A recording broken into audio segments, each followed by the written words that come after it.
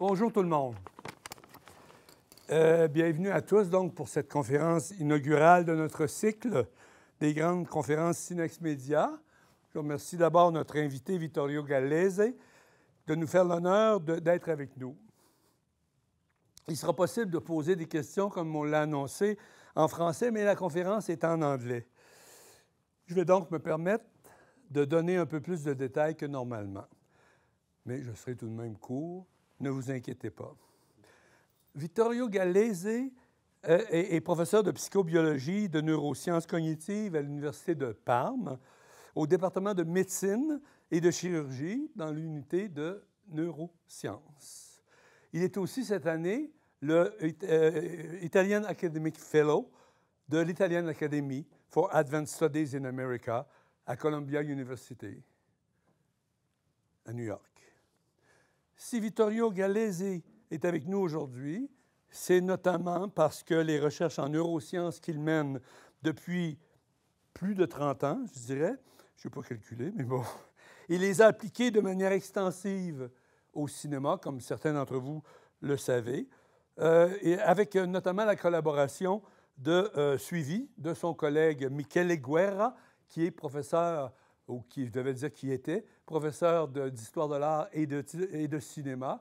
Et il était, parce que maintenant, malheureusement pour bien des gens, mais heureusement pour d'autres, il est devenu maire de Parme. Tout peut arriver. Donc, ce qui a donné lieu donc, à une série de publications dans des revues savantes, bien sûr, mais aussi à cet ouvrage paru récemment, je ne sais plus si c'est 2018 ou 2019, mais peu importe, que je fais, The Empathic Screen, que je vais faire circuler et que vous ne subtiliserez pas à la fin. Juste un petit coup d'œil comme ça. Donc, The Empathic Screen, qui est un ouvrage que j'ai connu d'ailleurs grâce à, qu'on a connu grâce à Iba Shari, ici derrière la caméra, et qui a un peu bouleversé bien des choses chez nous, puisqu'on s'est dit, lorsqu'on était en train avec Santiago et Thomas, de préparer la demande de subvention et où le projet, je ne sais plus trop quand, on s'est dit on devrait demander à Guerra et Gallese d'être membres du partenariat, ce qu'ils ont accepté volontiers, de même que leur laboratoire. Le laboratoire Center for Advanced Studies in Cognitive Neuroscience the Humanities, qui est un de nos 50 partenaires. Je ne suis pas sûr du chiffre exact, mais bon, voilà. Ce qui compte pour Gallese et Guerra, c'est de montrer que l'instance spectatorielle, et ça c'est important, je pense, celle qui reçoit un film, ce n'est pas d'abord un cerveau, mais c'est aussi un corps. Que c'est même d'abord et avant tout un corps, oserais-je dire. Ce serait donc un corps et un cerveau, et plus encore, un brain body, un cerveau-corps qui reçoit le film, suggérant ici un genre de nouveau syntagme figé, qui n'est pas figé pour l'esprit cependant, qui permet de mieux comprendre le concept de simulation incarnée, dont nous verrons une incarnation aujourd'hui. Vittorio Gallese a découvert en 1991, avec ses collègues, les neurones miroirs, ce qui lui a permis de démontrer que ce n'est pas par réflexion ni par inférence que l'on sent ce que les autres ressentent, à la fois dans la vie et dans les films, ou devant les films, comme au cinéma donc. Mais parce que ce que vit autrui, on le vit soi-même, nous-mêmes, en dedans de nous. Ce qui relance, bien entendu, tout ça, lorsqu'on l'applique au cinéma, les questions fameuses de la théorie sur l'identification filmique, la projection filmique, etc., etc. Et surtout, je dirais peut-être, le sentiment d'immersion, un sentiment qui se pose de façon différente, bien sûr, lorsque nous sommes dans une salle de cinéma, au contraire de ces expériences que nous avons parfois, peut-être tout le monde ne dira pas moi, merci, mais lorsque nous potentiellement regardons un film sur un écran d'un téléphone cellulaire, immergés que nous sommes non pas dans le film, mais dans la cohue de la voiture de métro. Alors donc, voilà, c'est ce qui fonde une partie des réflexions donc, de notre invité. Et je vous rappelle qu'il y a une deuxième conférence demain, vous le savez tous en principe, au CRIUGM, Embodied Simulation and its Role in Social Cognition, la simulation incarnée, vecteur de cognition sociale. Alors, sans plus tarder, nous allons entendre Vittorio Gallese pour sa conférence intitulée Being Moved, The Embodiment of Moving Images, que nous avons traduit comme suit: comprendre l'expérience cinématographique par le prisme de la simulation incarnée. Merci. À vous la parole. Thank you, André, and welcome. Good afternoon. First of all, thank you for having me here in Montreal. I came yesterday, and we had a very exciting start, many discussion and good food together, and I trust the coming days will be as exciting. And I apologize for not being able to deliver my conference in French, but you should be grateful not to hear me speaking in French. Okay, so being moved.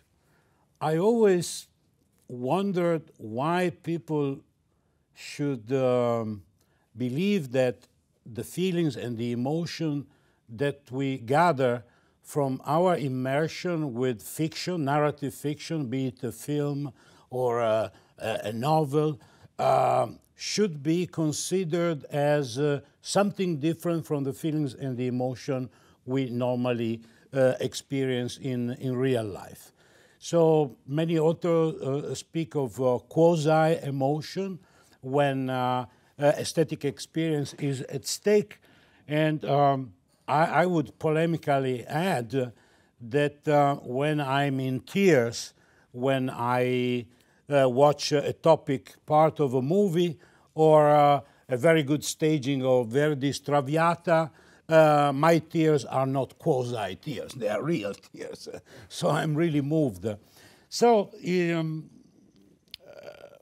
the main reason why I'm here is because of Michele Guerra, who 12, 13 years ago sent me an email. We are colleagues in the same university but different departments.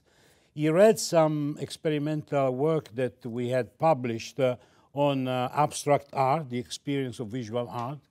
And he said, you should do something with movies, with film. I think film would be an even more exciting arena to test your hypothesis. I had to fill a big gap because the only scholar book I read on film up to that moment was the François Truffaut interview with Alfred Hitchcock and few biographies of movie directors which I like the most, like Antonioni or others, Kubrick. So I had to fill a huge gap, which means that it took us practically 4 years of constant dialogue, collaboration, before coming up with the idea where to start and how to start. So we just didn't snap our finger, put people in the scanner or wearing them a EEG cap and ask a question at random. It was a long preparatory work, which is one of the aspects of our work that is so fascinating because you always have the opportunity to learn a lot more.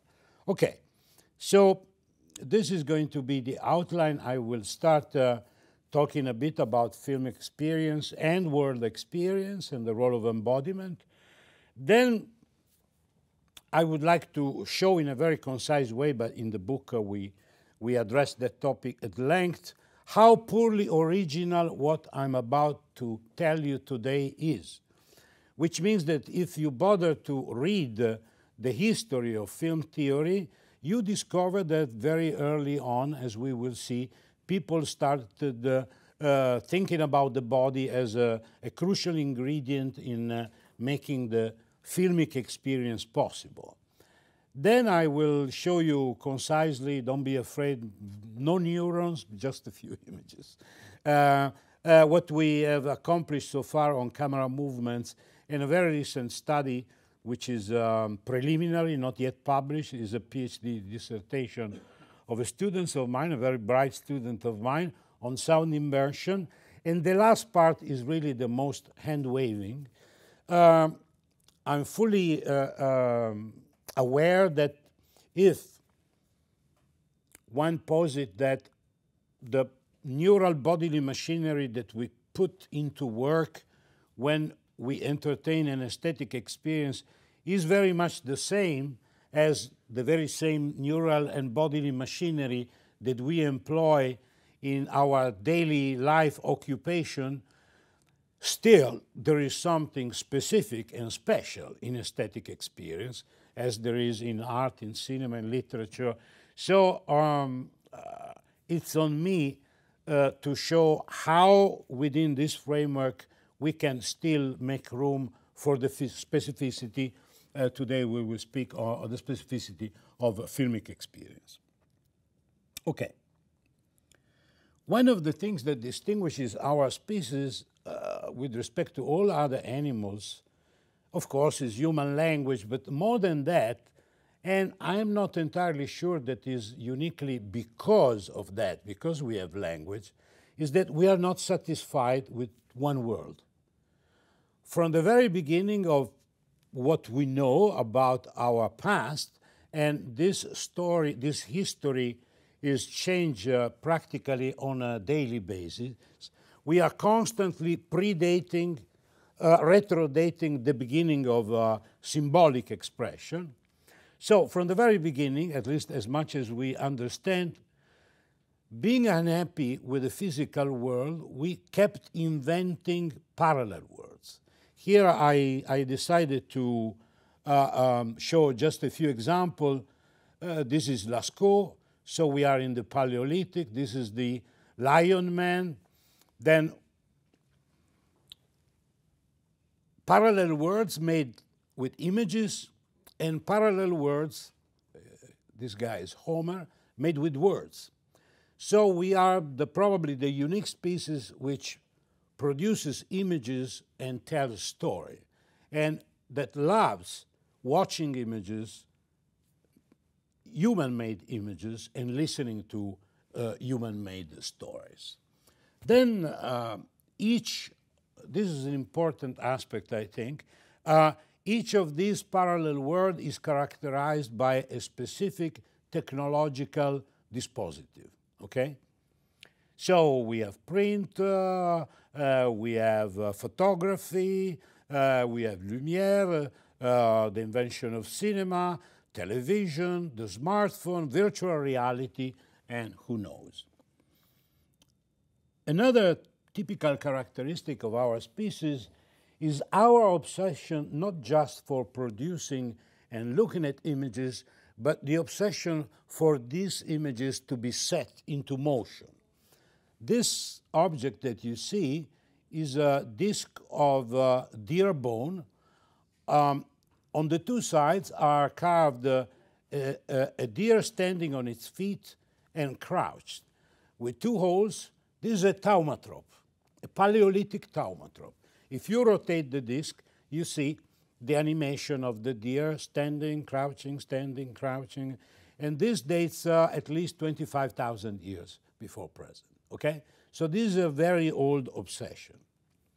But then someone might ask, okay, very nice, but we have art history department, cinema department to deal with this. Why on earth this should be a business of neuroscience? Specifically, at least in my case, specifically for the reason I just told you about. Watching a movie makes a very interesting case for someone like me, as it exemplifies the multi-layered relationship we entertain with the multiple worlds we inhabit. So cinema is probably the most powerful of these parallel worlds for a variety of reasons that I'm not qualified to discuss, but here you are the expert. And so it's interesting to see to which extent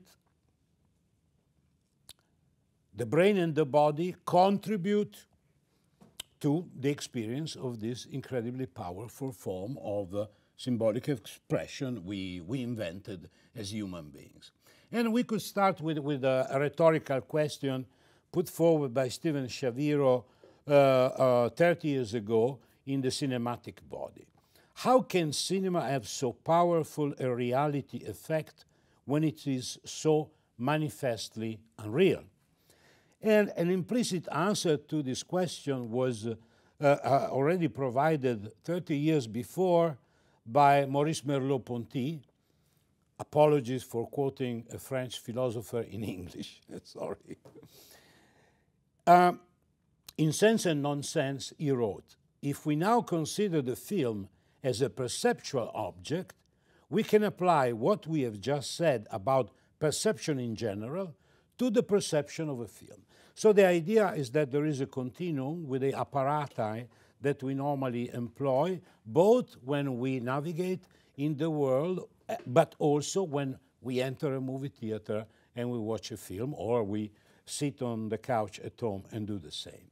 Again, Shaviro, there is no structuring lack, no primordial division, but a continuity between the physiological and affective responses of my own body and the appearances and disappearances, the mutations and the perdurances of the bodies and images on the screen.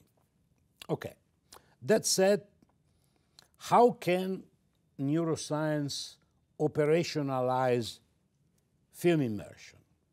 And to speak of film immersion, in Italy we have a program for cinephiles, which starts very late at night. It's called Fuori Orario. And since the very beginning, maybe 30 years ago or more, the beginning of this program starts with these scenes from L'Atlante of Jean Vigo. And so since the character is immersed into water, I thought it could metaphorically lead. So film immersion is a very, at least in my understanding, multi-layered and complex concept. And so from an operational point of view, let's say film immersion is what's going on when we are captured by what we are looking at on the screen. And so how can this immersion be accomplished? It can be achieved through various techniques: cinematography, sound design, storytelling, special effects.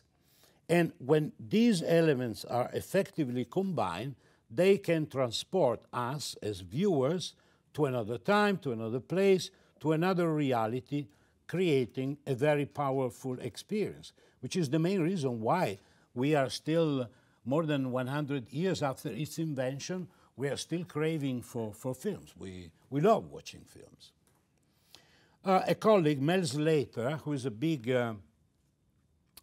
name in virtual reality, he was a pioneer, asked himself, well, how can we define immersion? And he proposed a distinction which I take it to be dichotomous and rigid. That's why I put the two arrows connecting these two notions. The two arrows are mine, the definitions are of Mel. Immersion, according to him, is an objective property of the technological dispositive, while presence is the subjective psychological experience of feeling situated in a mediated environment.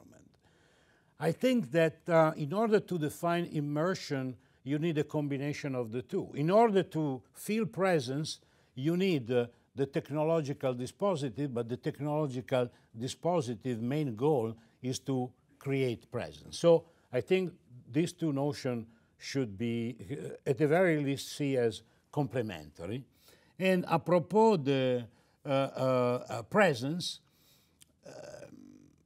a scholar which I found very inspiring and that luckily enough in the long run I had the opportunity to meet several times. He just retired. He's German, but most of his career occurred at Stanford University. Hans Gumbrecht. He was a student of Jauss, of the Constant School of Reception. When he discovered that Jauss was a very big and celebrated German professor, had a very dark Nazi past, he decided to leave Germany and to move to a different country, the United States, and he never mentioned his mentor anymore. he condemned it to a damnatio memoriae, as the Romans said. He's a very interesting scholar, Gumbrecht, and in this book that he published in 2004, The Production of Presence, What Meaning Cannot Convey, he wrote, every human contact with the things of the world contains both a meaning and a presence component. One of the key features of classic cognitivism and of contemporary neuroscience has been to have relied, I think, too much on the meaning part of cognition and very little, if anything, about experience and presence, which is exactly what motivates, since many decades, my empirical research. So if we deal with the presence, we must deal with the body. And a film is a crossroad of different bodies.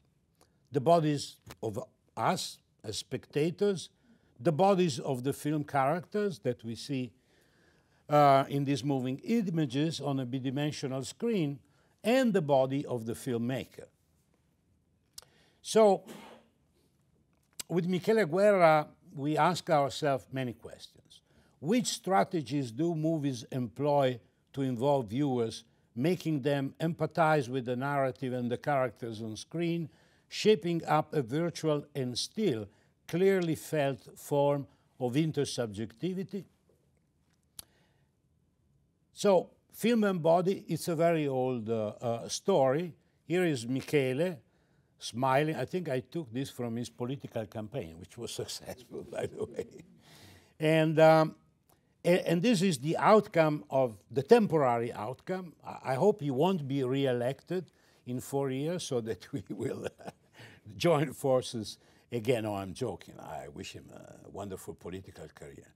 Although it's a pity we had to put, at least temporarily, on hold our collaboration, because through Michele I learned many things. For example, I learned about this guy, Hugo Münzenberg, a German psychologist invited to Harvard by William James, where he established a lab of psychophysics. And there's a friend of mine who's a scholar in contemporary, modern and contemporary art, who wrote a book 600 pages thick, where, among other things, he believes that he played a major influence in the early phase of experimental films by Duchamp. He claims that Duchamp was probably acquainted with what was going on in this lab in Harvard. And anyway, if you're interested, I can send you the reference. So Münzenberg, at the beginning, was totally hostile to film. He considered it as a very popular and trivial form of not even art. So finally, someone convinced him to go to the movie theater, and it was a revelation to him.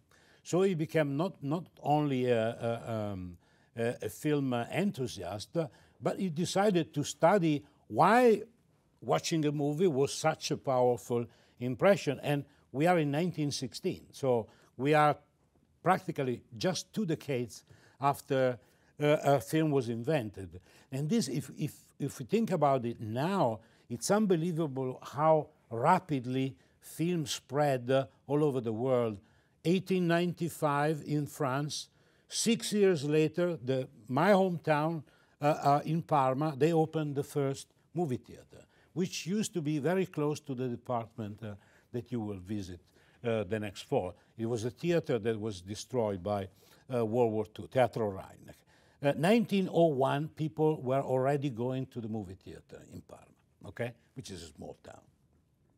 So, in the photoplay, Münzenberg asked himself, what psychological factors shape up our film experience? And he goes on maintaining that film experience might be described as a cued simulation of key mental and bodily function. Simulation of mental and bodily function. Let's move to France. Léon Moussignac, La naissance du cinéma. In this book, Moussignac emphasized the interest of cinema for physiological research on cinema's impact on spectators' body. And there were physiologists colleagues of mine that bothered to record heart activity while showing different type of movies with different scenes, playful, melancholic, fearful, to see what was the impact on the heart of the spectators. Les réactions respiratoires au cours de projections cinématographiques. This is a paper 1920 by Dr. Toulouse and Dr. Morgue. Le docteur Toulouse et Morgue établissant que, étant scientifiquement démontré que la perception du mouvement fait naître l'ébauche du mouvement correspondant. So this ébauche du mouvement correspondant is mirror neurons a few decades before in my reading. Il se produirait à l'écran un phénomène du même genre que la suggestion hypnotique pratiquée après avoir mis le sujet dans une attitude donnée. We don't need to speak about hypnosis anymore because now we know exactly what neurophysiological mechanism enable us to embody acting people in real life but also on screens. Krakauer. Let's suppose that differently from other type of images, film images hit the spectator's senses in the first place, mobilizing him physiologically before his intellectual reaction. And again, it appears that seeing movement, be endowed with a resonance effect, evoking spectators' kinesthetic reaction, muscle reflexes, motor impulses, or things alike. In any case, objective movement acts as a physiological stimulus. But there are many more. Gorky, I mean, in the book we quote a lot more. This was just a few examples to tell you that these ideas had been discussed for many years, and then they disappeared from the debate when the Grande theory took over, semiotic, psychoanalysis. Then the North American cognitive film expert like Bordwell decided that it was time to put the Grande theory, as they call it, in many respects too quickly, if you ask me, in the drawer and to rely on cognitive science. But emphasizing the meaning part, leaving very little, if any, room for the body, which is exactly what we are up to. Okay, this is a great book, Art as Experience, John Dewey, 1934. If read now, makes probably even more sense than it made when it was published. And this, I think, is a crucial point, and which inspired also my beginning into the field of experimental aesthetics in 2007 with David Friedberg, when we published a theoretical paper, Motion, Emotion, and Empathy in Aesthetic Experience, which was a sort of agenda for future experiments to be done, which we did years later. The idea to temporarily bracket a sort of aesthetic epoche, to use the phenomenological term, bracket the artistic nature and address images in the first place as images. Okay? Moving images in the case of film, static images in the case of visual art. And this point is made very clearly by John Dewey. In order to understand the meaning of artistic products, we have to forget them for a time, to turn aside from them and have recourse to the ordinary forces and conditions of experience that we do not usually regard as aesthetics, because we don't have two brains, one for aesthetics and one for real life. The brain and the body is one. It's the only one we have. And to make a long story short, these 4 bullets try to synthesize my approach to aesthetics in general and to the aesthetic of film experience in particular. First, the aesthetic experience of films can be framed within the broader notion of intersubjectivity. So it's a social enterprise, because films are mediators of the relationship between the subjectivity of the creators, of the characters, and of us, the beholders. Second, vision is a process which is far more complex than the mere activation of the so-called visual brain. It is a synesthetic enterprise. When we look at the world, we don't just activate the visual part of the brain, provided that in the brain there are neurons that are uniquely dealing with vision, which is doubtful. The more we learn, the more this sounds doubtful. But we put into action practically everything. Touch, so haptic vision is not a metaphor, emotions, and the motor system. So our visual experience of the worlds, the real world, the physical world, and the parallel worlds I began with, like film, is the outcome of multimodal integration processes, and the motor system is one of the key players here, one of the most important glues that enable us to integrate the variety of input we'd receive from the various sense organs and integrate into a coherent phenomenal experience. The multimodal integration of what we perceive is triggered by the potentiality for action that we express corporeally. This is one of the big discoveries that was made in Parme, that your motor system can activate, but no movement is produced. So what's going on is a simulation of movement. And this simulation of movement is a crucial part of what enables us to build our perceptual Umwelt, the world where we feel at home, the world that we recognize, the world where we display our activities. So the experience of moving images can be decomposed into its bodily and neurobiological grounding elements. So we can think about film experience, and this image from Bergman is not only a metaphor, you see?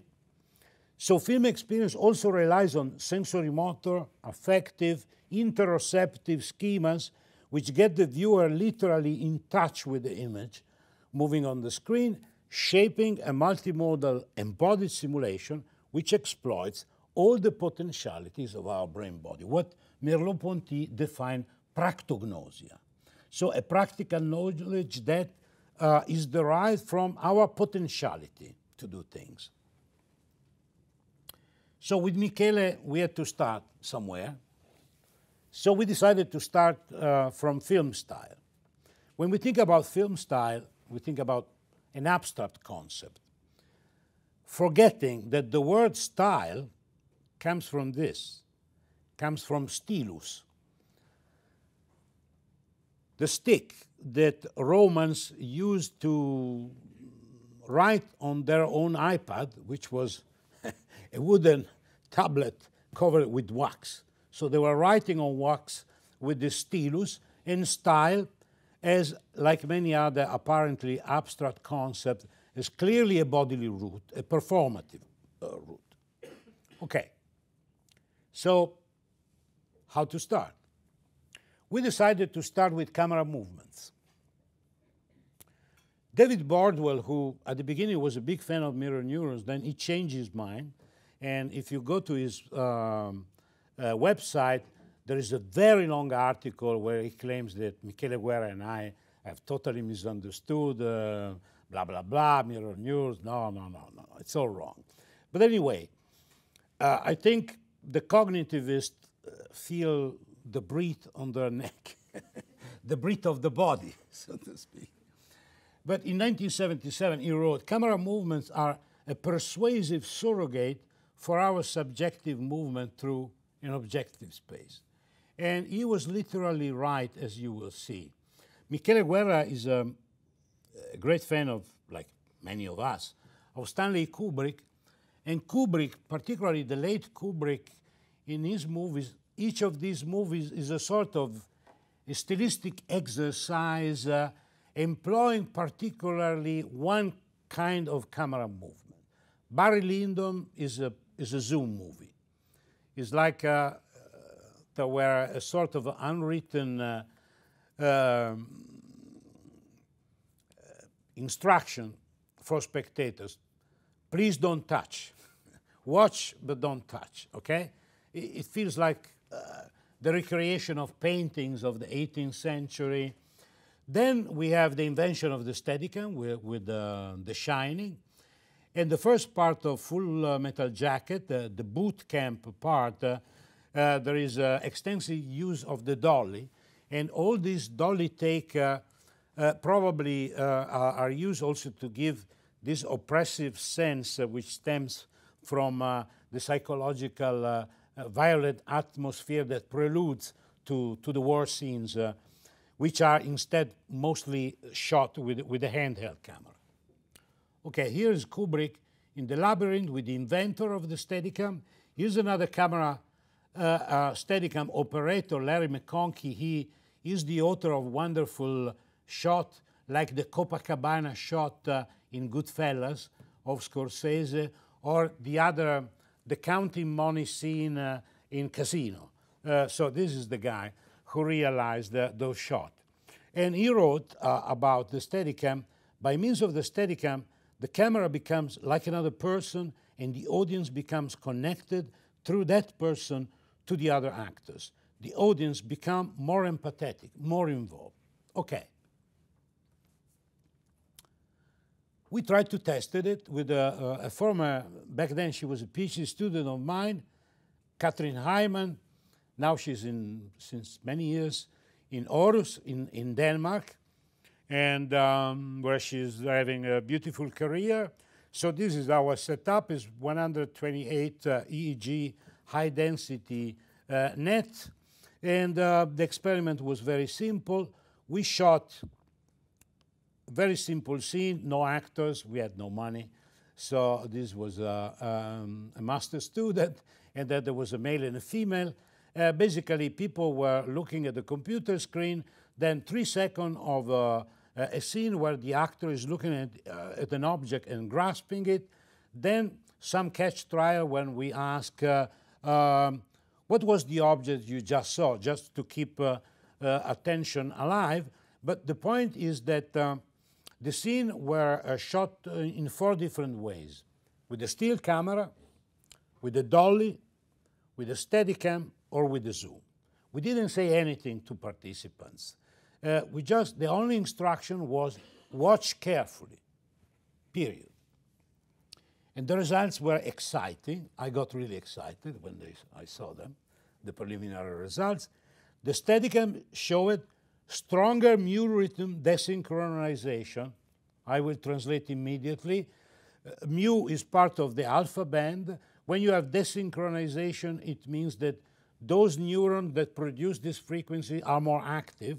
And this is one of the way to detect in the central areas motor activation.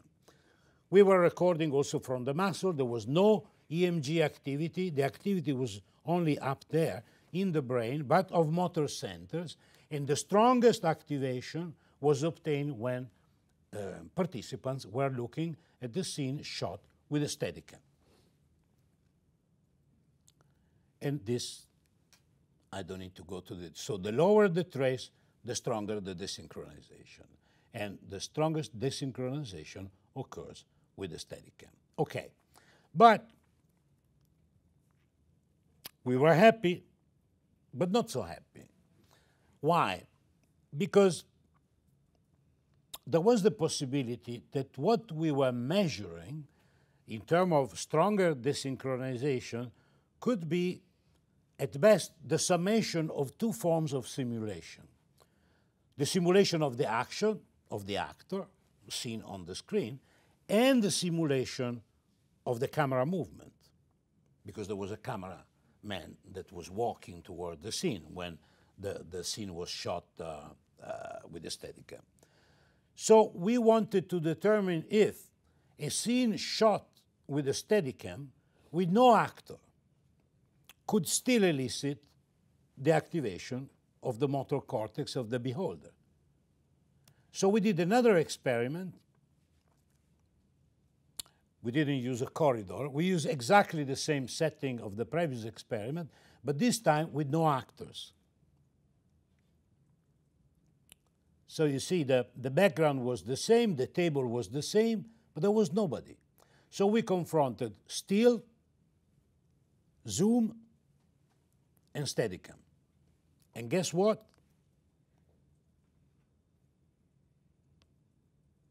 The Steadicam wins again. Desynchronization both in the low and middle beta of the mu rhythm was stronger for the clips produced with the Steadicam than for those produced with the still camera and zoom. So despite the different filming techniques, however, no significant modulation was found between zoom and Steadicam in the attention-related occipital areas in the back of the brain, thus confirming the motor nature of the spectator's neural responses to film clips. And you see, the lowest bar, the stronger desynchronization, both in the low and middle beta power, is the Steadicam. This is the middle. Okay, and this was also strikingly correlating with the answer that we got at the end of the experiment from the participants. Very few were able to tell the difference. So here, this is important because here we have one of the many implicit-explicit dissociation when we are dealing with the brain. Very few of the participants were able to tell the difference, which was the zoom and which was the Steadicam, but they all told us that the clip that weren't able to nominate as realized with the Steadicam, but those clips were those where they felt more engaged. And we had also open questions this time. So someone told us it's like walking in the scene. And in a way they were doing that. They were simulating the walking of the cameraman. So now this is very preliminary. This is Nunzio Langiulli, a very bright PhD student who is going to discuss his thesis in a week or so. So we decided to study sound immersion. It was a long, painstaking process to come to the selection of the film clip. We didn't want any dialogue. We didn't want any music. It's only noises, train crashes, shots, cry, only that. So there's no language, there's no music, it's only noise, which we presented in three different ways: monophonic, stereophonic, and surround. We ran a behavioral experiment and an EEG experiment. Surround scored significantly higher than the other condition for a variety of items we asked to our participants: emotional involvement, enjoyment, physical immersion, and realism. So in gray, you have the surround, so for realism, for physical immersion, for enjoyment, and emotional involvement, the surround significantly receive higher scores than the stereophonic and the monoaural stimulation. And within the surround condition, the highest score were to realism and physical immersion. These were the most powerful effect, more than emotional involvement and enjoyment. Highly significant. Then we did an EEG experiment with 15 participants, 27 cinematic excerpts, each long 10 seconds. I don't go into the boring details, but each participant were first tested for auditory acuity, for the possibility to discriminate right and left. So, I mean, we vetted all those boring methodological aspects to make sure that we were measuring something correct. And what we found is that there was an increase in neural activity in centroparietal areas during the surround condition when compared to the monophonic and control condition, with the peak difference around 5 seconds after stimulus onset which was quite puzzling because in other control situations you have a much sudden increase of the activity. This is probably due to the fact that the stimuli were all taken from real feature movies, so the sounds were the most dramatic part of the clip could be at the beginning, in the middle, towards the end, because otherwise we had to create artificial stimuli all time in the same way, but it would have been more time-locked but less realistic. I mean, experiments are always looking at the world through a peeping hole. You have to find a compromise between ecological validity and scientific reliability, and this is the best we could come up with. So, surround wins, its motor, and furthermore, the level of similarity between the perceptual experience elicited by video clips and the visual experience during real-life movements is believed to depend on the filming technique. So a similar mechanism can be hypothesized for the audio component in cinematic immersion, where the sound presentation in surround can more closely resemble, of course, real-life hearing and activate more heavily embodied simulation processes. Okay, now the last part, I'm almost done, and I want to tell you something on the specificity of film experience, and this is totally hand-waving. I have no proof to back up this hypothesis. I'm still struggling on how to demonstrate, or better, to demonstrate, if all goes well, to put to test this hypothesis. I'm really eager for any contribution, criticism, or suggestion, starting from you got it all wrong or more constructive type of criticism. Up to you. Okay, so Gumbrecht again. What we call aesthetic experience, aesthetisches Erleben, always provides us with certain feelings of intensity we cannot find in the historically and culturally specific everyday worlds that we inhabit. That's probably why we go to the movies. We want to be moved. We want to experience something that in real life we cannot experience. Most of the time this happens. When it doesn't, we don't like the movie. So the question here is the following. Why is film experience sometimes more powerful than real life in evoking our emotional engagement and empathic involvement? The typical analytic and cognitive take on this is, from Coleridge onwards, suspension of disbelief, okay? As soon as I enter a movie theater, I turn a cognitive knob, I switch off my sense of reality. It's fake, but I take it to be real for the next 2 hours. When I exit the movie theater, I turn the cognitive approach to reality again. It never convinced me, or at the very least, I saw it as only a partial answer, which, beside that, doesn't explain why fiction can be more powerful than reality. Okay?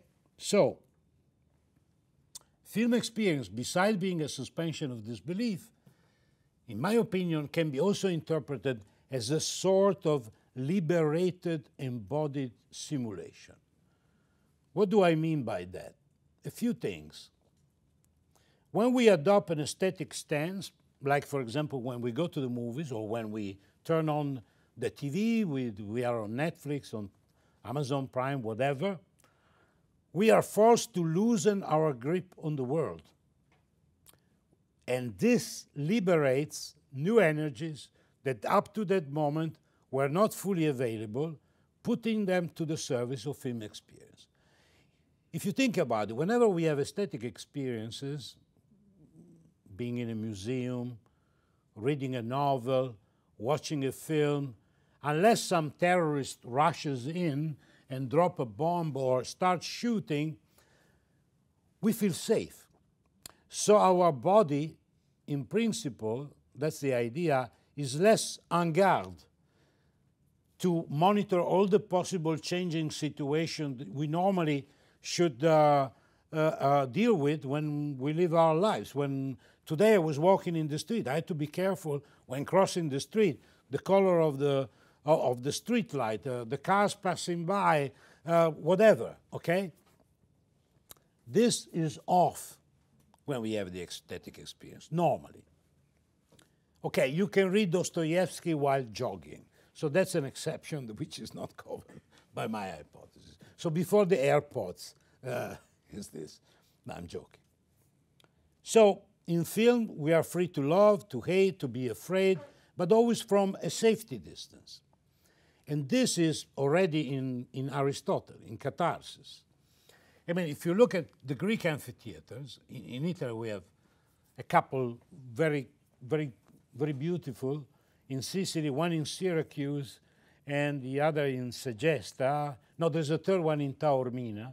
But that in Syracuse is particularly moving because it's huge. There is a real, every summer, there is a season of Greek tragedy. So when the sun goes down, you sit exactly where people were sitting, watching the same play that you are watching. Only the language is different. It's not Greek anymore. It's Italian. If you go to Epidaurus, you can listen to the original, okay?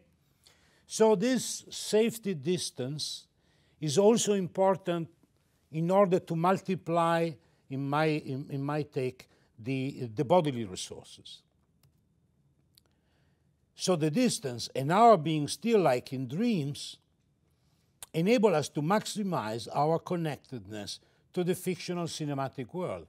Unless you are Jimmy Stewart and you think you're safe because you're watching what's going on the other side of the courtyard, but then bad things can happen to you. But normally this doesn't happen to us when we watch a movie. Here is a long quote from a book by I knew Edgar Morin, but I didn't know this early book of his on cinema, The Cinema or the Imaginary Man, 1956. For the spectator, writes Morin, deep in his cell, a monad, closed off to everything except the screen, enveloped in the double placenta of an anonymous community in obscurity, here comes the crucial part for me, when the channels for actions are blocked, then the locks to myth, dream, and magic are opened up. Still, think about dream activity. When we dream, our body is nearly totally paralyzed. The only muscles that are frantically active are those moving our eyes if we are in the REM phase. But this immobility, I think, has something to do with the vividness of the dream experience, and I think it has something to do also with the specificity of the aesthetic experience that we go through when we contemplate art, like, for example, when watching a movie. So immobility is when watching a movie that is a greater degree of motor inhibition likely allow us to allocate more neural resources, intensifying their activation, and in so doing, making us adhere more intensely to what we are simulating. So, liberated embodied simulation can be relevant to film experience because of the feeling of body film evokes by means of potentiation of the mirroring mechanism it activates. Such potentiation supposedly boosts the bodily memories, and imaginative association, fictional content can awaken our mind, thus providing the idiosyncratic character of its appreciation. Of course, mirror neurons, if they are relevant at all, I think they are, but this is disputable, are only one part of what's going on. Don't go away and say, oh, Gallese said the film experience is all about mirror neurons. That's not what I mean, okay? So, in such a way, embodied simulation generates the specific attitude informing our film experience. So, sensory motor and affective bodily states and their underpinning neural mechanism not only provide the architecture enabling to live in the world, but also to inhabit the parallel worlds of fiction, like when watching a movie. Film experience grows out of the bodily contact between viewers and the images moving on screen. embodied simulation by means of neural reuse of different brain regions. I'm happy to discuss this in question and answer, the notion of reuse. Enables the mapping of space, objects, actions, emotion, and sensation with an empathic quality that is from within. It's not the only way, but it has a specific phenomenal experience. Similar mechanisms are activated during film experience. Embodied simulation, in other words, can physiologically ground the role of empathy in the experience of moving images. When navigating the parallel world of film narrative, we basically rely on the same brain-body resources shaped by our relation to mundane reality. These resources provide a functional scaffold and the building blocks that our engagement with film rearranges by means of different forms of framing. And what I said has been possible because of the incredible work of these people: Maria Alessandra Umiltà, Katrin Heimann, Michele Guerra, Marta Calbi, Jörg Fingerhut, who's now in Berlin, Sebo Uitol, also in Berlin, and Nunzio Nangiulli. And this is all. Thank you.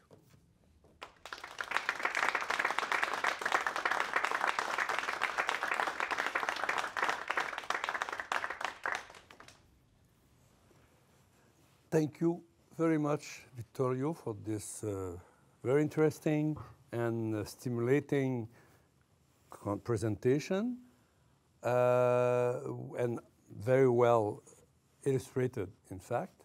And I think that it's clear, even though we might have questions, and we will have questions from the public, I guess, and I will open the floor to ask questions if someone wants to intervene. Alors, donc, si vous voulez intervenir, vous pouvez poser votre question en français. On trouvera le moyen de... Ben, de toute façon, Vittorio comprend un peu le français. S'il a besoin d'aide, nous traduirons une partie de votre question, ou vous pouvez poser une question directement en français. Oui, ou en anglais, pardon. Alors, qui parle le bal? Olivier Asselin, professeur en cinéma here à l'Université de Montréal. Thank you very much for the presentation. I read your book with amazement, and I heard you today with the same amazement. It's very exciting for us. I have two questions. The first one is, what happens when we have in images parallel worlds that do not correspond to our physical experience of the natural world? And do we have new bodies? You were talking about surrogate bodies. The second question is, what happens when we read a book and there are some sensory motor reactions that are triggered by words and literary style? Thank you, thank you. Two very good questions. First, what happens with the movement is impossible. Indeed, one of our PhD students, Anna Kolesnikov, and Alessandro Umiltà, who, by the way, is also my partner, we met in the lab, where else? She's working on shooting scene with the drone. Anna Kolesnikov, she's a film scholar originally. Now she's a hybrid because she spent 3 years in our lab. So her PhD program is an experiment where we try to combine film theory, cinema theory, and neuroscience. So she proposed this experiment that was inspired by a scene in a movie by Kalatozov. I think he's the only Soviet movie director who made it to Cannes, who won the Palme d'Or, The Flight of the Cranes, I think. And there is this scene with this guy who is meeting his girlfriend, running up the staircase, and they build this enormous apparatus to elevate this big Arriflex or whatever. It was a big filming machine that was going up and simultaneously rotating. And you follow the guy as he climbed the stairs. So we substituted with a much cheaper drone, and also because we wanted to control all the movements.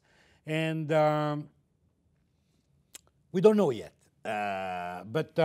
we did that experiment specifically to answer your question.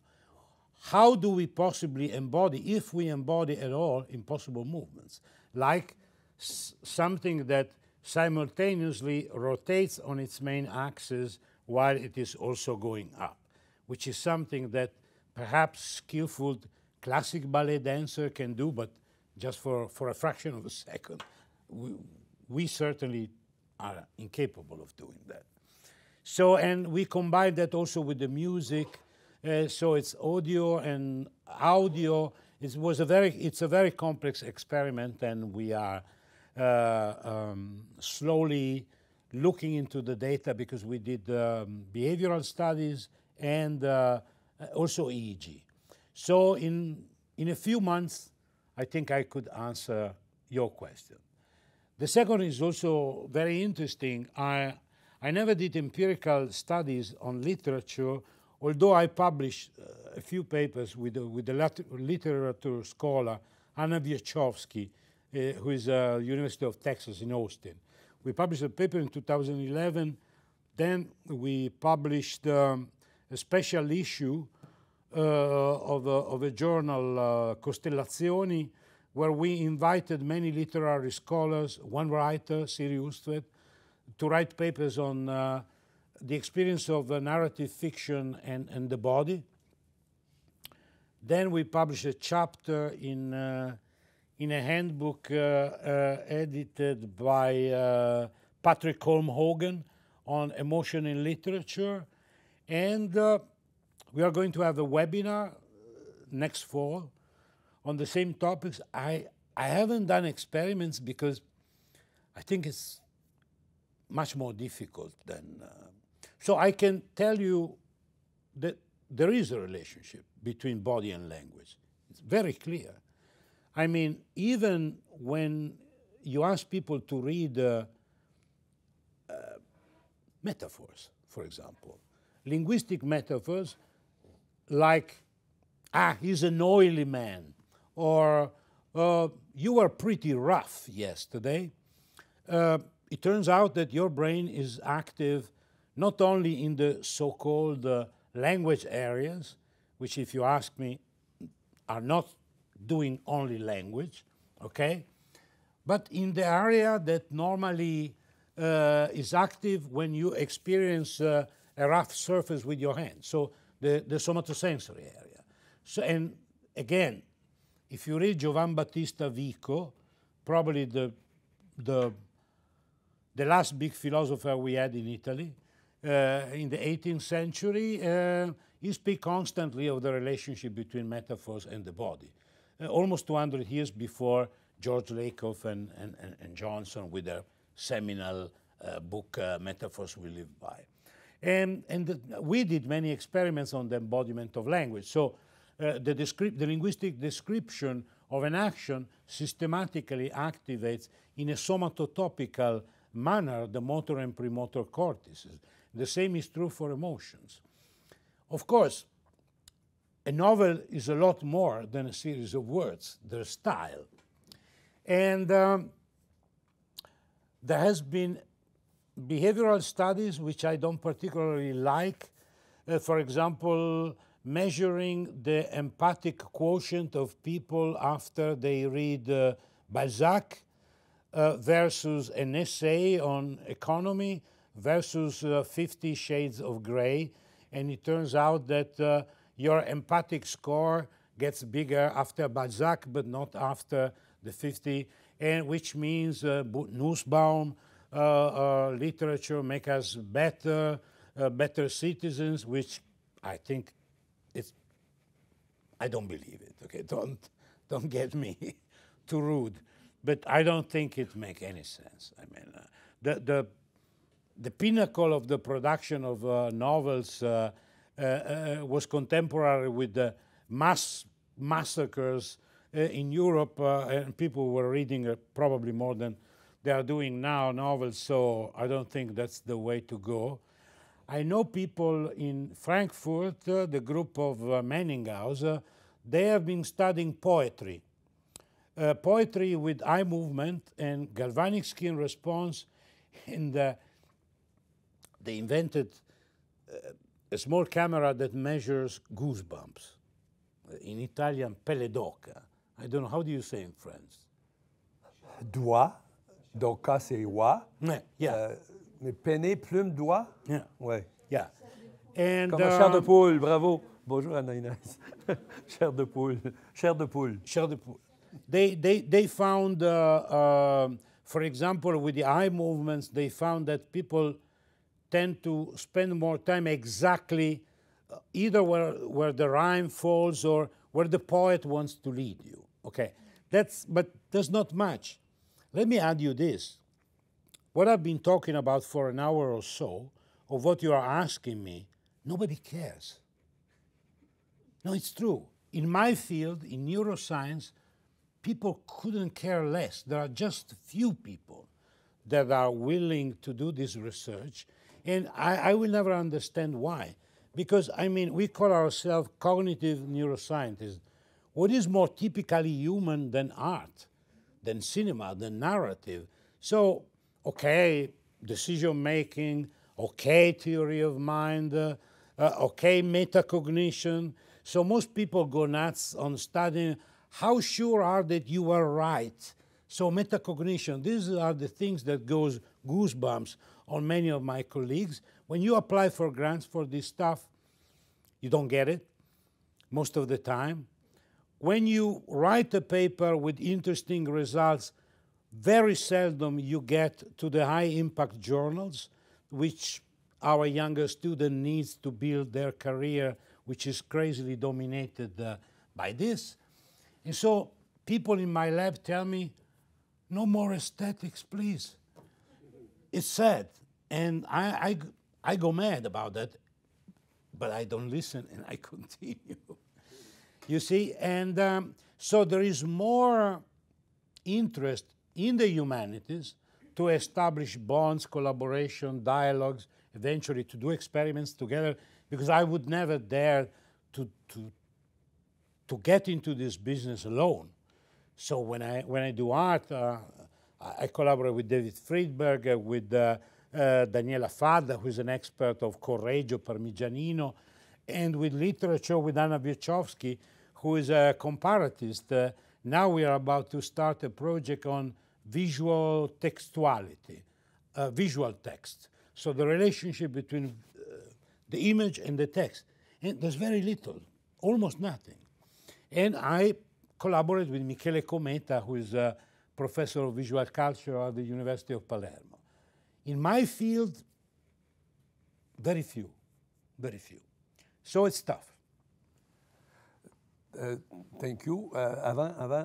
Isabelle will take her place pretty soon, but I want to bounce on the question by Olivier, because it would interest me to see how you react towards the so-called theory of impression of reality, in as much as in cinema, maybe it's the impression of reality who brings us to have, let's come back to the penne d'oca, who gives us penne d'oca in front of a movie because of maybe of impression of reality, whereas this mechanism of impression of reality, maybe you don't have it in literature, in writings, or maybe you have it, I don't know. But also, I would ask you now to see what is your reaction to that. But also, at the same time, maybe my question would be, what about this old story of the theory of cinema with identification of the spectator? Now that we talked about this together yesterday, now with the experiment you have and the theory that you present here, theory of yourself and Michele Guerra, it can be said that you prove or so some of the first theories of identification, but with another paradigm. I mean, this is like when you drill a hole to see if you can find water. These are drills. I mean, there's a lot to be done here. particularly for what interests you. I mean, this is a very crude and rudimental approach to cinema. There are no actors. You don't have the villain and the good guy. I mean, one of the questions that people ask normally, but when there are two people, who do you simulate? And the answer is, I don't know, and it's probably is different from person to person, from moment to moment. It's really hard to find a way to translate these crucial aesthetic questions into a suitable experimental paradigm. You see, that's the problem, because it's so artificial. First, it's an experiment.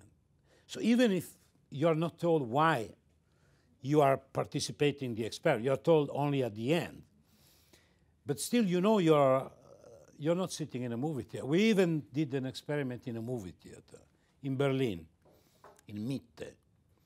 And because we were interested to study another aspect which I take to be crucial, if being alone or having the filmic experience in the company of others make a difference. So we didn't have the money to buy a 6.5 EEG cap, so we recorded the heart.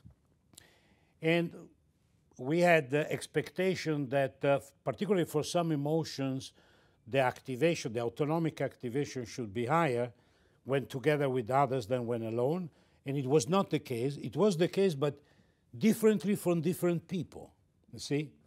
According to the baseline level of activation, autonomic basic level of activation, it could be enhancing being alone versus being in the company of others. For other individuals, it was the opposite. So, literature, to come to your question, I mean, in a movie lasts 2 hours, 1 hour and a half, and you can isolate topic moments. It's much more difficult to do it in a novel. And it's even more difficult to understand what kind of reader you are studying. So the idiosyncratic quality of the reader, in my opinion, maybe I'm wrong, it's higher than the idiosyncratic aesthetic quality of the film spectator. Because film is a mass form of expression, literature much less.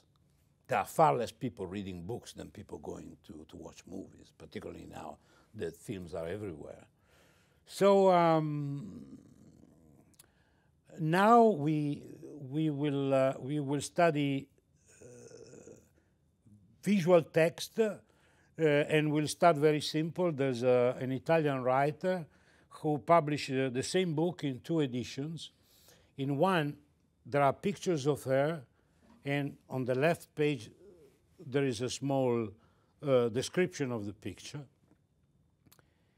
In the second edition, the relationship is reversed. So the image is to the left and the text is to the right. We will start with eye tracking and see whether the same visual textual content modulates the attention, and we will add certainly the heart.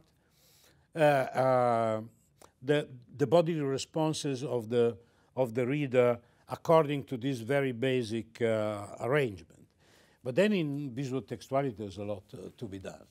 But a novel, how do you study the immersion and the identification with the, I don't know, the main character of a novel? I mean, it takes, so you should, I don't know. So some people could go this way. So you first study some social qualities of your participants before and after reading the novel, and you see, which is what they tried, these people in the United States. But we don't even know how to clearly measure empathy. There are many questionnaires that, if you ask me, they are not measuring empathy, or at the very least, not the notion of empathy are there too. It's more cognitive. So it's very complicated. Thank you very much. I would add maybe, if I may, I'm not sure it's good, but maybe the simulation is more easy with images that simulate the world than with words who are simulating the world, but not the same way, not iconically. I don't know. Yeah. So, you know, I see... Yeah, so your point is that words are more indirect. Yeah, yeah. I see a character. Yeah. He looks like me. Not exactly. I hope for him or her. Okay, thank you. Isabelle Reynaud, professor of cinema here. And, thank you very one much. of the co-director of cinEXmedia. It was fascinating, thank you. I was wondering, I made a film about neurosciences and music, and I met a neuroscientist named David Popo in New York and Frankfurt. Yes. So I have just two little things to share with you. So David Popo, he did an experiment where he asked people to remember a very common song, that's such as a Beatles song or whatever. Yeah. And the brain reacted exactly the same way as if the brain was hearing the song. So I thought that's interesting with regards to the embodiment approach. And the other thing I wanted to share with you is that when I made that film, I met a veteran, a Canadian veteran, who went to the movie. So he was in Bosnia, and he was not well when he came back, but kind of okay. Then he went to see a movie that was shot, you know, that replicated finding the mass graves in Bosnia. And he said that watching the movie, he said suddenly it was real. I was right there, and it triggered his PTSD. And he said he was never the same again. So, just to you know, go in your direction. Yeah. His body reacted as if he was experiencing it again. Yeah. And he had to come out of the movie. He started vomiting, and he's been ill since then. So it's pretty powerful. Yeah, PTSD has a very strong bodily component. Physiological. Yeah. Yeah. We have been studying, well, PTSD is probably an euphemism. We have been studying street boys and adolescents restricted in the jailhouse in Freetown in Sierra Leone for many years. Yeah. Every year we were going there. We recorded EMG. We measured the autonomic activation, and we were able to show that the earlier the trauma, the worse it is. But what's interesting is that it incapacitates not only emotion regulation, but also the capacity to correctly recognize other emotions. So PTSD has this physiological counterpart, which is also part of the consequences that these patients suffer in their relationship with other people, because they cannot read emotions and they cannot regulate. So their autonomic system reacts paradoxically in the opposite way it should. So, for example, when they see aggression, anger, you don't see the vagal nerve going down and to predominate the orthosympathetic, which accelerate, while you have this paradoxical effect when they see someone in tears that normally shouldn't produce this reaction, because you don't see harm in someone sad. I mean, you can eventually empathize, but you don't feel at risk like when you see someone angry at you. And this is completely dysregulated. Just very quickly, the thing with Jim Lauder is that he said that seeing the movie was exactly like reality for him. It's as if he had been thrown back into Bosnia. So it's extremely powerful. Yeah, I mean, I'm not an idealist. I am a moderate realist. So I think this table is real. But it's a table for us, not for a fly. So there's nothing that makes this table objectively a table. So, and if you follow this fil rouge, it boils down to the fact that what we call real and what we call imaginary is a kind of arbitrary cutoff that we put on a continuum of the activity of our brain. Before, I just read the abstract because a student of mine sent me the article, so excited. Apparently, there's a paper just came out where they show that the brain activity, when you test the sense of reality of people, is moving along, as I said, on a continuum. And if you increase to the maximum the plausibility of the fake world, people will take it to be real, which tell us to be prepared. We're going to see funny things in the future. With AI, too. Yeah, exactly. Well, with it. Exactly. Merci beaucoup. I am Bruno Polibert. I'm the outlier here. I come from psychology and education science. Okay. And as you, I thought your talk was fascinating. As you were making the thought, I was thinking this resembles more and more what happens in dreams, and then you came to it. Yeah. So this leads me to another observation in which the film format is typical of a dream sequence between 1 hour and a half and 2 hours. And furthermore, what would you think of the idea? So if the movie experience is so similar to dream physiologically, how about the fact that we might consider that it might have a similar function, such as a learning function? I would like you to elaborate on that. Well, yeah, thank you. Very interesting point. The purpose of dream, there are many proposals, but no one was able to say it's this. Dreams serve the purpose of. So there are many theories, consolidation, rehearsal, filtering of useless information. What is being observed is that, for example, I was reading a paper a couple of weeks ago. They were recording place cells in rodents during sleep. These are cells in the hippocampus that keep track of spatial location in an allocentric frame of reference and help rats to navigate. So if the rat explore particular location of the environment, specific place cells are active. During dream, those very same cells were more active than other cells corresponding to places where the rat hadn't been during wakefulness, during his daily occupation. So, can we learn through movies? Many people think yes, I think so. Movies can do many wonderful things, not just please our aesthetic sense, but can be used for a variety of purposes. So my answer is definitely yes to your question. Partly because of the similarity with dreams, but also for many other reasons. Merci Bruno. Oui, Lune Wagner. Thank you for your presentation.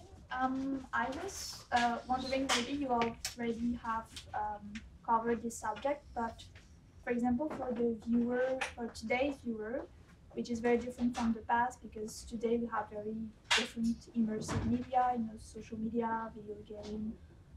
Maybe there's others that I don't know yet, like virtual reality.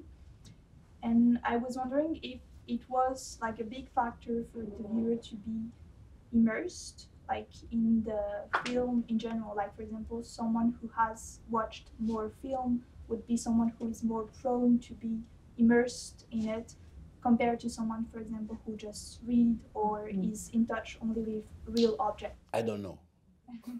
I don't know. We should. It's a very interesting question. I wouldn't know. Maybe. What we know is that experience. Well, one thing all neuroscientists would agree.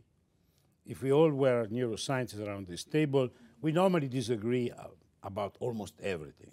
But if there is one thing that everybody agrees upon, is that the brain is a plastic organ. Okay, being plastic means that experience literally molds, carves, shape, determine, constrain the way our brain works.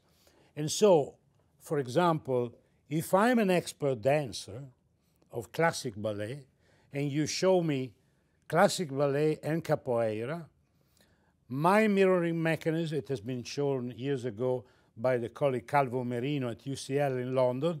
As a classic ballet dancer, when I see classic ballet, I resonate more than when I see capoeira.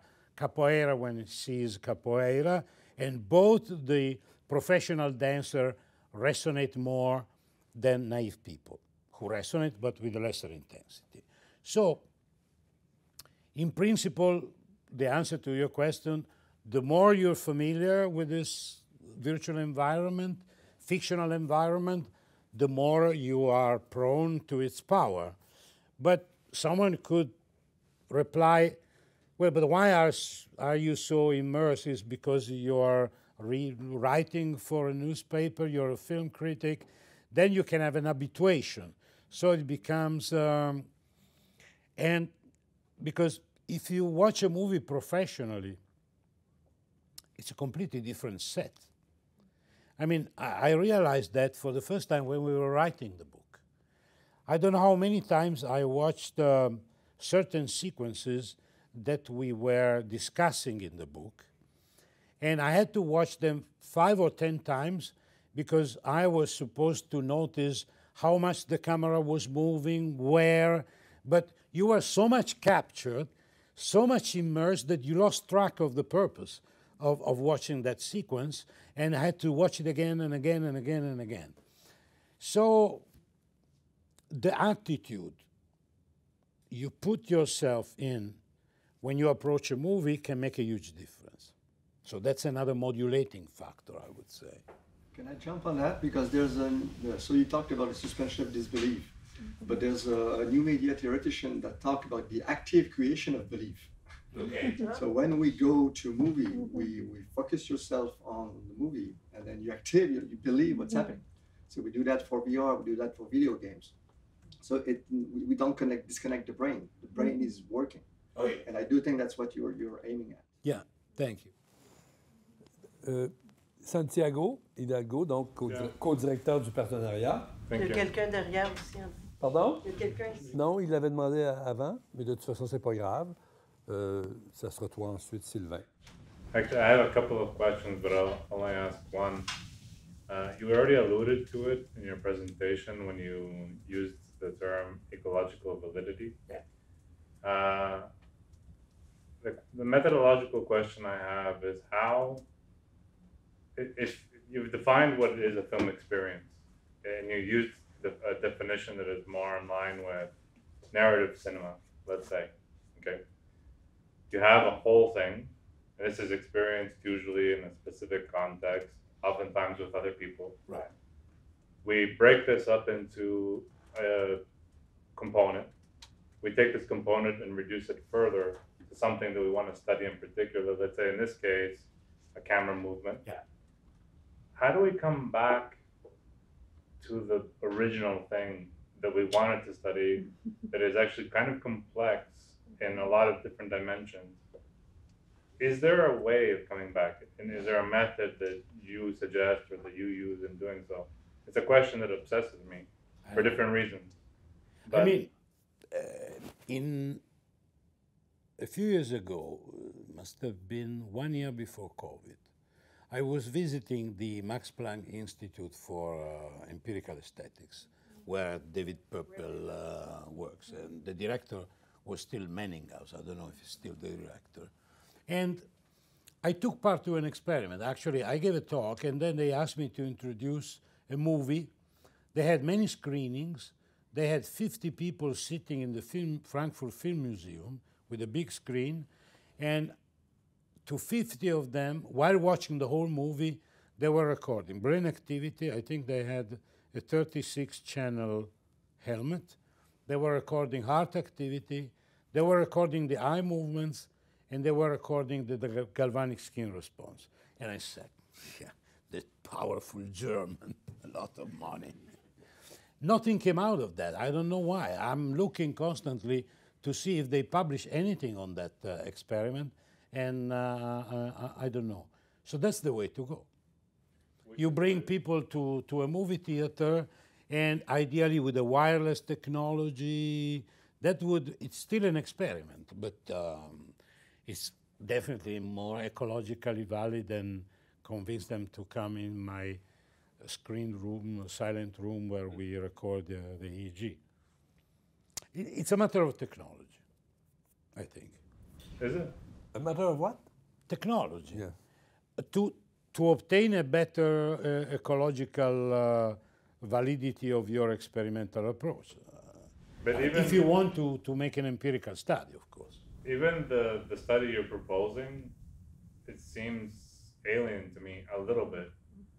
Like, if our interest is in understanding what this film experience is, okay, in which there's people viewing a film under conditions in which they would view them normally, what you're proposing as a partial solution, let's say, is still a kind of a strange experience to be sitting in an audience with apparatus and under conditions which are abnormal. There are no questions. I mean, of course, there are other ways, but still not so easy. So would you consider this kind of I wouldn't say a missing link, but let's say a link that has to be made between studies that are conducted under controlled conditions inside of labs and the real world. Let's call it that for now. No, okay, but we know that people enjoy going to the movie and they have filmic experience. How do you study that? That's the thing. I'm curious to know if you have well, one alternative. Actually, I was thinking about combining the two things, but something that can be easily done. We all go to the movies, okay? We exit here, we go to see a movie in Montreal. When we get out of the movie, we don't go to have a pizza, but there's someone asking us a lot of questions. I'm thinking about microphenomenology. I even paid the courses to 2 of my students and I sent them to Paris to learn microphenomenology, which is a technique developed by a scholar named Petit Mangin. I think she's connected with the phenomenologist, Nathalie Depraz. She's a Merleau-Ponty scholar. And it's a way to quantify phenomenal experience. It's been out from maybe 10 years. Not a single paper published with this technique. Why? Because it's too idiosyncratic.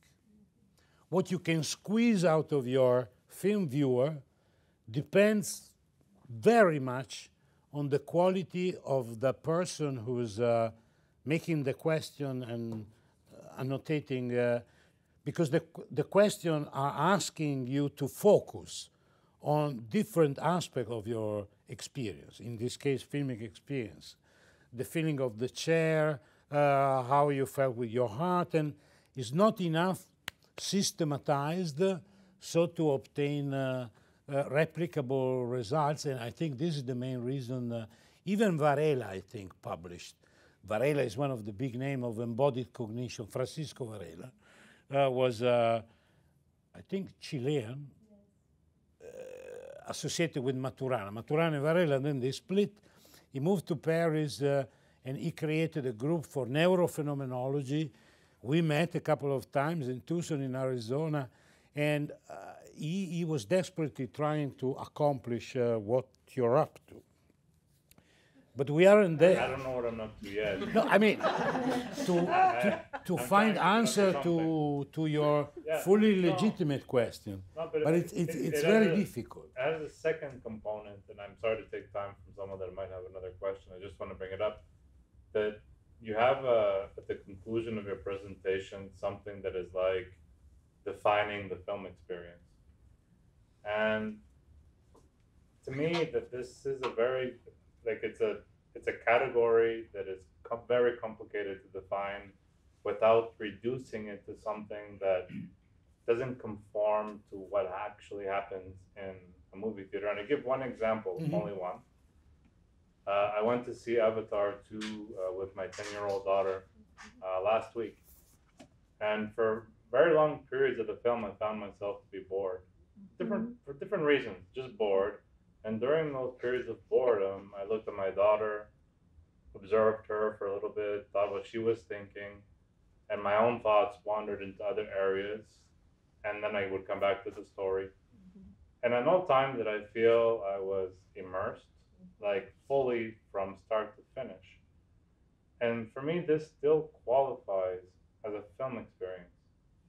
it's a film experience of some kind, and I think that it's something that is quite common. And so I guess my position on film experience is that I try not to reduce it to one kind of thing, but rather be open to seeing it from multiple perspectives that I think include, among other things, not necessarily fully paying attention to the film while you're experiencing the film. Yeah, but that, yeah, I see your point, and I totally agree with you, but that applies to any kind of experience.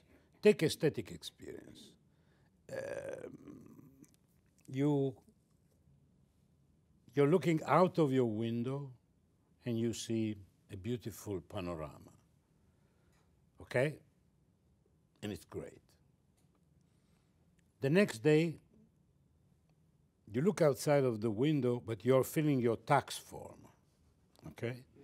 So whenever you look at the very same panorama, after going back and forth from your tax form that you don't understand and you don't know how to bloody feel, that optical image is always the same. Your brain, in principle, your visual area didn't move because of your filling the text form, but nevertheless it's a totally different experience. Yeah. So, but we tend to speak of an aesthetic experience in the first case, and in the second we would say it's an incomplete or degraded or partial aesthetic experience. So I would say the same with the film experience. Of course, I mean, many people go to the movies and they constantly check their mails. This is, according to you, would qualify as a film experience as well. But it's... Yes. Okay. I'm just saying that I think it makes sense that if we want to understand what people are experiencing in a cinema, that we cannot exclude those other things that are happening that are within the same space as us and in the same, facing the same thing, that they have to be taken into accounted for somehow. And yet, as you mentioned, there's no systematic way of doing it because there's no instruments that can access that specific part of the experience. Well, you could do something like more and more museums are now doing. So they, I think they warn people before entering. They have motion capture devices that can monitor exactly where people go, where do they stop, how long they look at the painting, and stuff like that. So in principle, one could do the same in a movie theater. With infrared sophisticated camera apparatus, you can see how many people during the movie watch their mobile phone, how many go to the loo or go out to buy more popcorn, or they kiss their partner or whatever. So in principle, that could be done. But then what would we learn more? I'm curious to know. Oh, okay. But I don't have the answer. No, okay. But nobody has the answer to that. No, but it's interesting to me, and especially in the context of where we're going, you know, with artificial intelligence, things that are going to be replicating things to a certain level, and what will remain is the subjective experience as something that cannot necessarily be replicated. And I'm very interested in learning how to study that as a phenomena that is real and true to the human experience, but that is somehow excluded from the methods that we actually have at our disposition to study them. Mm-hmm. I have some ideas, and I apply them in the courses I teach on film experience. Yeah. But it seems like an area that is worth considering and exploring. That's all I'm proposing and imagining it. Thank you. Thank you, merci, thank you. Dernière question, peut-être avant-dernière, selon le temps que ça prendra. Sylvain Marotte. Merci, thank you. I'll read it because I wrote it, so I can say it in English. I'm interested about the use of attention in space. Plus haut, s'il vous plaît. Okay. I'm interested about the use of attention in space.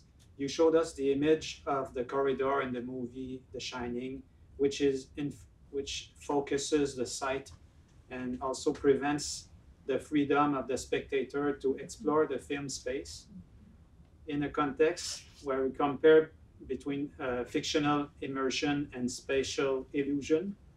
Where were you able to evaluate the response of a spectator using his or her freedom of spatial exploration of a filmic image? Well, we didn't record eye movements in those experiments I show you, but in principle you can do it. You can. And this is actually very interesting because it may help in, I would like to show two actors, not just one, as we did with this experiment, and play with the relationship between the two and see what happens. So we did that, we employed eye movements to study portraits and self-portraits.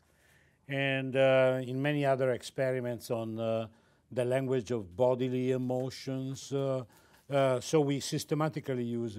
So in order to study that, my answer would be the easiest way is to co-record, register the eye movement that can be done non-invasively with an eye tracker like the Toby, which uses an infrared source.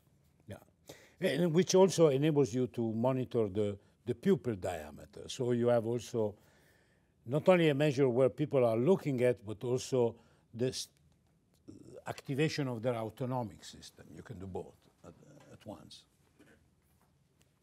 Thank you very much. Merci beaucoup. On va s'arrêter là.